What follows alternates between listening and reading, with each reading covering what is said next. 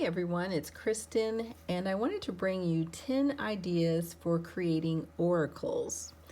Now, I did a video, I guess almost a year ago, which was 10 creative sparks for an oracle deck. So if you like this concept, you might want to also check out that video for some more ideas. This one is not particularly going to be just about decks, although most of these are decks, but I'll be showing you a couple of things that aren't. And these are all based on things that I've made this year. So I just wanted to share some ideas. I hear from people all the time, you know, where do you come up with different ideas for decks? And to me, there's inspiration really everywhere. To me, it's actually hard not to be inspired or come up with ideas for decks. So if you're wondering a deck or an oracle, then hopefully this will give you some information, at least like maybe a starting point, some things to think about. So the first thing is rinse and repeat. So what I mean by that is essentially taking the same image and using it over and over. I think so often we think that we have to make, you know, for example, a deck with completely different images on it.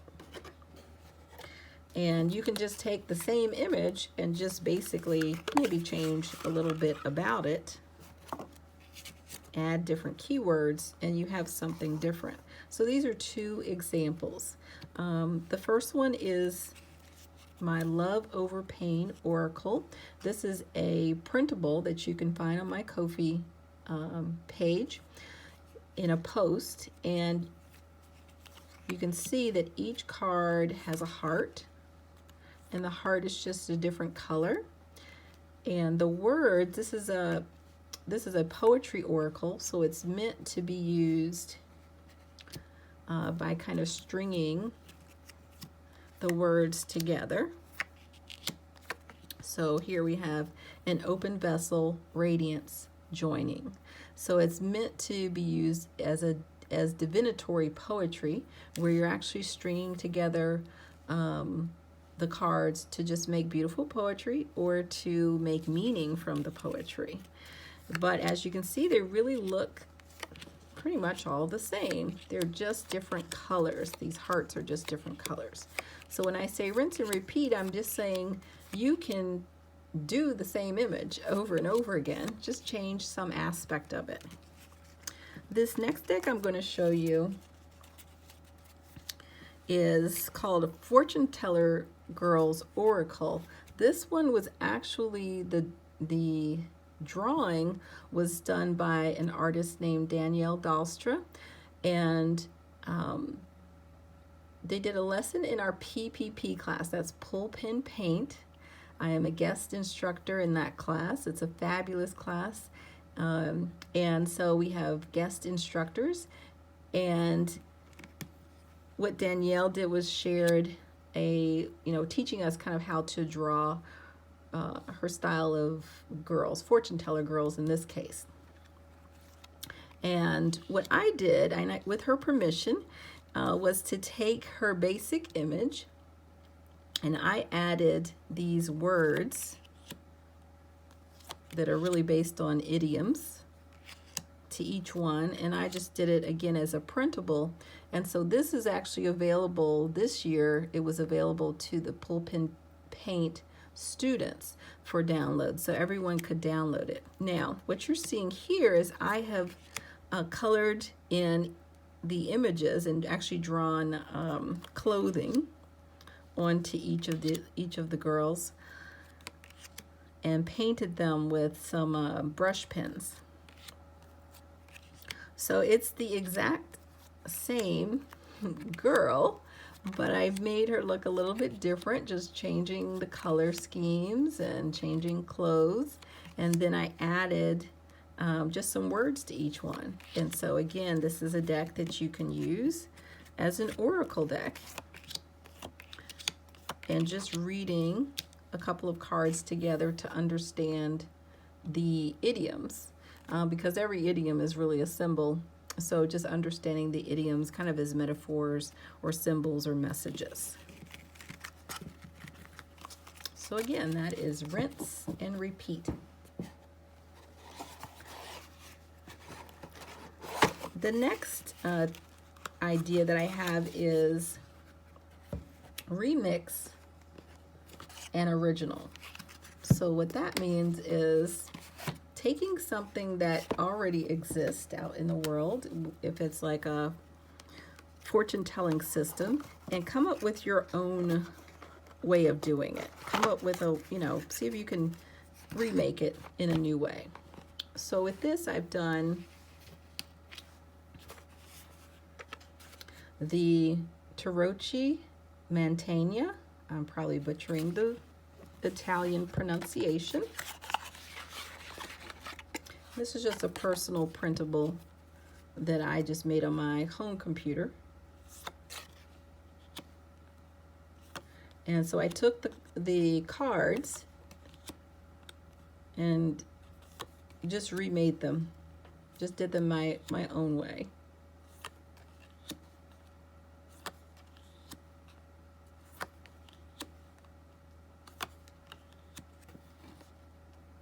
And so if you have a, there might be like a kind of ancient tarot deck that you want to remake, think about it from that perspective. There might be a system already that exists. I also did Mahjong cards, and I was really basing this this deck off of gosh, I don't remember. There's a Mahjong oracle that was created many years ago that I think went out of print, or it's very hard to find. So I just made my own version of it.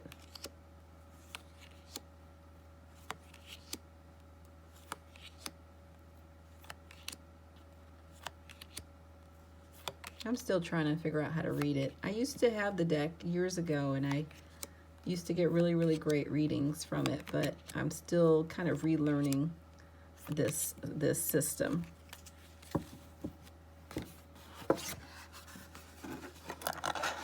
And then I don't know if you've heard of the Desta deck. It's like a Greek fortune-telling deck. It's kind of loosely based on the Lenormand, or it's pretty much mostly Lenormand, but it's got some other aspects to it. So I remade one, and I used images from the National Gallery of Art, just with some images I found on Canva. And I also turned the deck into a suit-based deck. So like the suit of emeralds, the suit of onyx. The original deck, these kind of pip-ish cards were not in suits. So I just kind of made them into suits. So again, taking something that already exists and putting your own spin on it. Like I said, with this one, I kind of turned it into a suit-based deck. So there are 4 suits now. But I pretty much kept most of the cards the same. So thinking about how can you take something that you consider a really neat, something that's interesting to you, interesting, intriguing deck concept or a system, and what would you add to it or take away from it to turn it into something unique? Okay, number 3, since we were just talking about remixing an original, another thought is to make your own original. So this year I made the Black Angel Messenger cards, and I made these because I don't see a lot of representation with Black people in angel cards, and so I made my own deck. And this one you can find on my Printer Studio shop.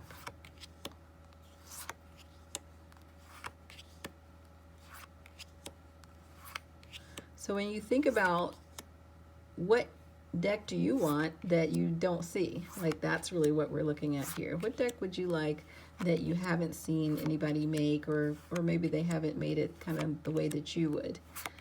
Think about it from that perspective and see if you can create something. That was number 3. Number 4 is simplify your color palette. I think a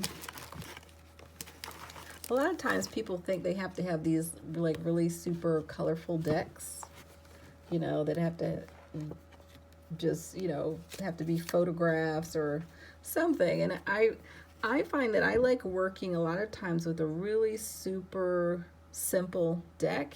And I've been playing around with a lot of Canva images, and I found a bunch of images that were kind of, some of these are, I say most of these are from the same kind of grouping.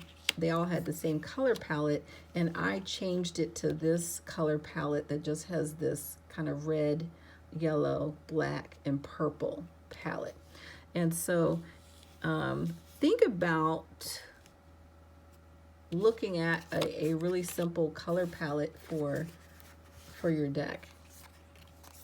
That it doesn't have to be, you know, a million different colors and everything in there. So you'll see that all of these cards are, again, just same color palette. Just repeated same colors over and over again. And this is my Blood Moon Oracle. This is a printable that is available on my Ko-fi page. I put this out around Halloween.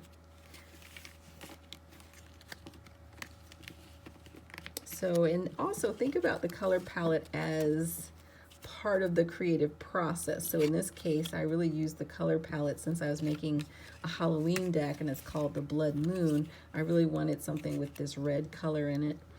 And, you know, using the color palette as kind of a starting point for your deck.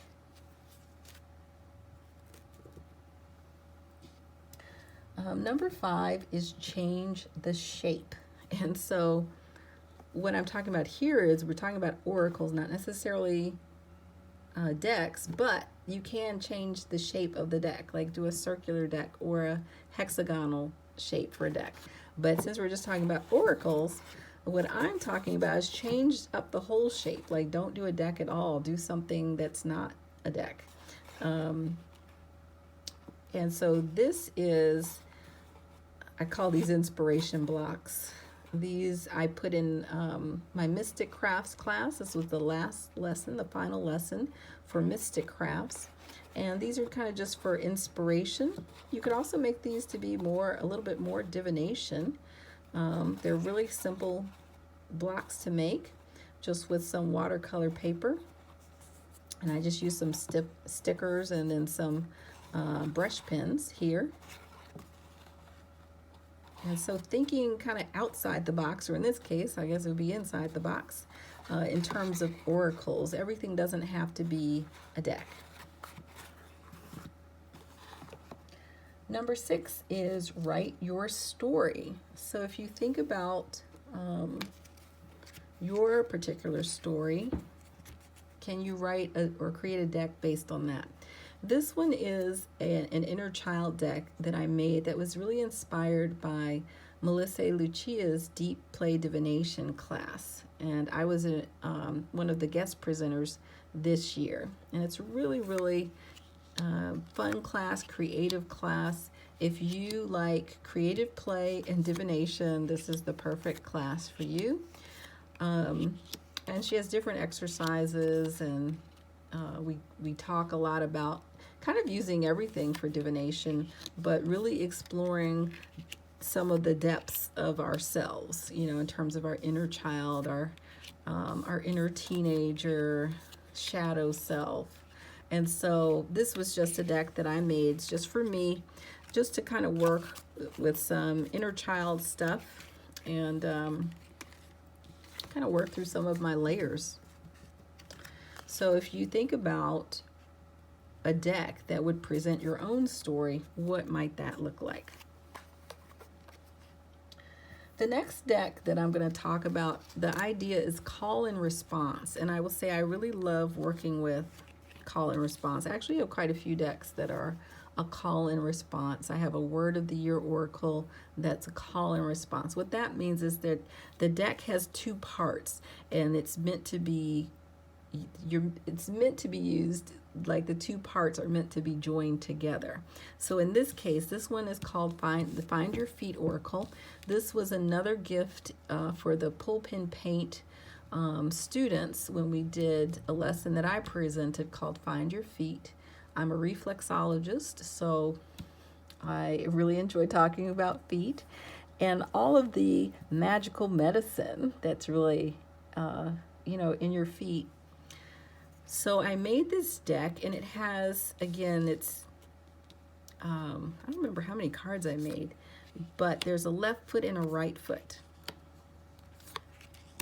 So you can see when you take the 2 feet and you join them together, you get a phrase that works or makes sense together. Like deep roots, peaceful healing, abundant prayer. And so thinking about a deck like this, like I said, I call it call and response. And so you can think about making something that makes like little phrases with the keywords, or maybe you're making a larger image by pulling 2 images together. So that's just another concept that, again, I really enjoy using. Number 8 is add astrology. I say add astrology because everyone seems to love astrology. And if you have a deck with astrology or an oracle that includes astrology, it is probably going to get a lot of attention. So with this one, this is actually a casting sheet. I made this one for the Adventures in Charm Casting class collaboration that I have with Kyla Givehand, and it is a class where we teach charm casting. Oops. And so you just use some different charms like this, and you would cast them. And in the class, I have this casting sheet and some other casting sheets that students can download. That one fell off. That students can download. And I really like this one because it's based on the astrological houses. And so you can use it for daily, weekly, monthly readings. And so you're looking at what fell into what house. In this case, we've got a key in house 11. One of the keywords is community. So it might be like I have a key to access a larger group of people. And so astrology, I think, is a really great entry point. If you already know astrology, it's a great entry point into oracles.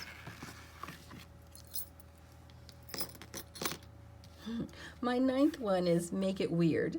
And I love saying make it weird, and I love making decks that are weird, because what I'm going to say is that usually other people really love weird. These are 2 of my weird decks that I made. I feel like a lot of my decks are kind of weird. But I'm saying this to say, don't be afraid to make something weird or something ugly. I think for my other tip, it was make it ugly. This is kind of along the same lines. This one was something that I saw on YouTube, and it gave me the idea of making these people with, they were basically just legs. And so for me, this was more like a doodling project. I got to use my Posca pens and go through some of my magazines and use up some of the magazines that I had. But the concept that I used for this was, if you look at the keywords, they're all names and they're all actions. So I tried to find names that were also verbs. That's really the weird part. The visual to me is not totally weird. It's just the concept behind it. And this is just a really fun deck. I will pull this sometimes at the beginning of the day just to see what's happening for the day. And it's always just fun and playful. And so I made that one, and then I also made this year, like I said, I consider it weird. Seems a little bit macabre. I call it the Spessa Menagerie Oracle. And I found that people really enjoyed this one. This is not a deck that I can sell. I used freemix.com images, and they're not all copyright free or in the public domain.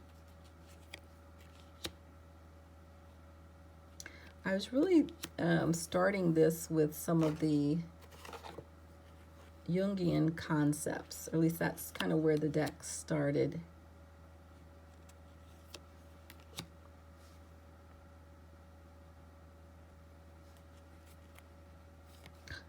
But I want to just encourage you, don't be afraid to make something weird. And most of the thing, when I talk about making decks, I'm really always talking about making the deck for you first, even if you eventually decide to sell it or make it public in some way. To me, everything that you make starts off with something for you.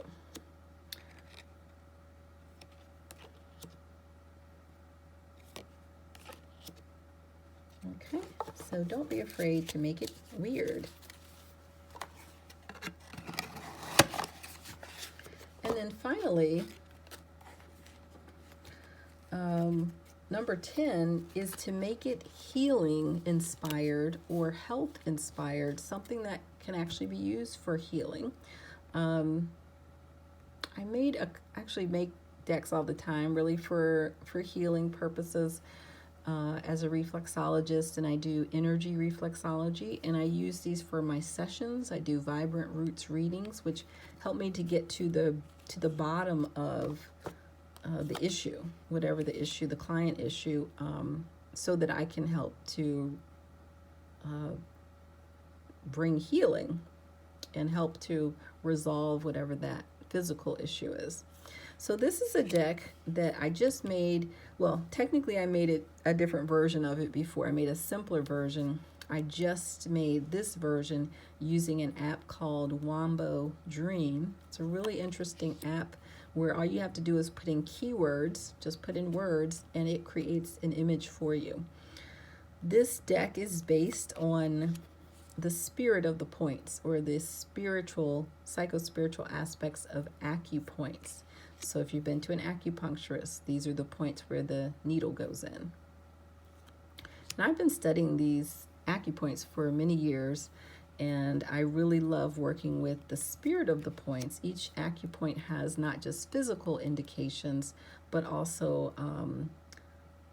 emotional roots as well. So if I'm working with a client, doing like an energy session or a vibrant roots reading, and I pull strong mountain, this is about the person feeling like they have to be strong for everybody, like they have to be everybody else's strong mountain.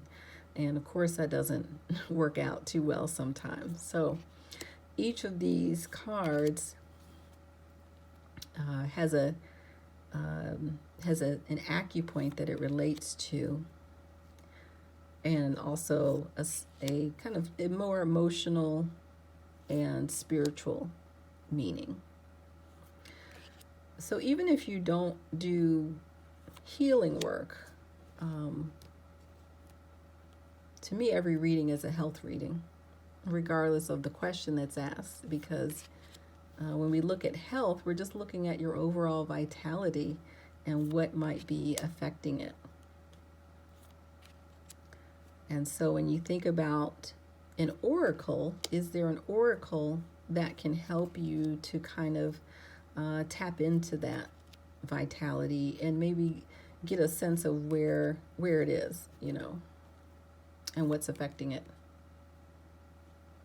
So those are just some tips, some thoughts, some ideas that I'm hoping will help you get started, because that's really the first, the first thing is just getting started. That's usually what I have people asking me about. It's just, how do you get started? Where do you start with the ideas and everything?